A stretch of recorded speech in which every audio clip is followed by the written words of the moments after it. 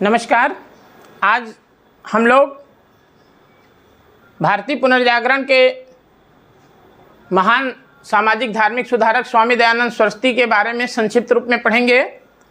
स्वामी दयानंद सरस्वती जी का जन्म 1824 ईस्वी में मोरबी नामक नगर में हुआ था, जो काठियावाड़ गुजरात के पास स्थित है।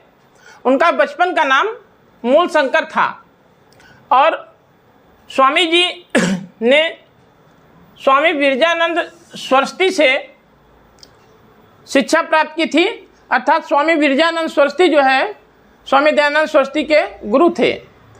स्वामी दयानंद सरस्वती ने आर्य समाज की स्थापना 1875 ईस्वी में बम्बई में की थी और उनकी प्रसिद्ध रचना का नाम सत्यार्थ प्रकाश है। स्वामी दयानंद सरस्वती के विचारों का मूल आधार वेद हैं और स्वामी जी ने यह नारा दिया है कि वेदों की ओर लौटो, बैक टू वेदाज। उनका मानना है कि वेदों में वर्णित व्यवस्था की ओर वापस लौट करके हम अपने जीवन को बहुत बेहतर बना सकते हैं। स्वामी दयानंद सरस्वती मूर्ति पूजा के विरोधी थे। उनका एक स्टेटमेंट है, स्वामी दयानंद सरस्वती ने यद्यप सक्रिय राजनीति में कभी भाग नहीं लिया, लेकिन वे एक महान राष्ट्रवादी थे और उनके इन विचारों की झलक उनके इस कथन में देखी जा सकती है, जिसमें उन्होंने कहा है कि सुशासन चाहे वह कितना ही अच्छा क्यों न हो, स्वशासन का स्थान नहीं ले सकता। सुशासन चाहे वह कितना ही अच्छा क्यों न हो, स्वशासन का स्थान नहीं ले सकता। सामाजिक विचारों को हम देखें उनके, तो यह पाते हैं कि स्वामी दयानंद सरस्वती कर्म आधारित वर्णाश्रम व्यवस्था के समर्थक थे, जबकि व्यवस्था जो चल रही थी वह जन्म आधारित थी। जन्म आधारित व्यवस्था के स्थान पर उन्होंने कर्म आधारित वर्णाश्रम व्यवस्था का समर्थन किया और जात प्रथा की घोर निंदा की, क्योंकि उनका यह मानना था कि जात प्रथा वह अन्यायपूर्ण होती है।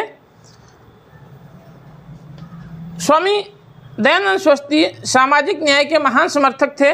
उन्होंने विभिन्न सामाजिक धार्मिक सुधारों के लिए आंदोलन चलाए और महिलाओं एवं शूद्रों को भी वेद पढ़ने का अधिकार प्रदान किया। साथ ही साथ यह माना जाता है कि महिलाओं को पुरुषों के समान अधिकार देने के लिए सबसे महत्वपूर्ण ढंग से, सबसे प्रबल तर्कों एवं तथ्यों के माध्यम से अपनी बात रखने का श्रेय स्वामी दयानंद सरस्वती को ही है।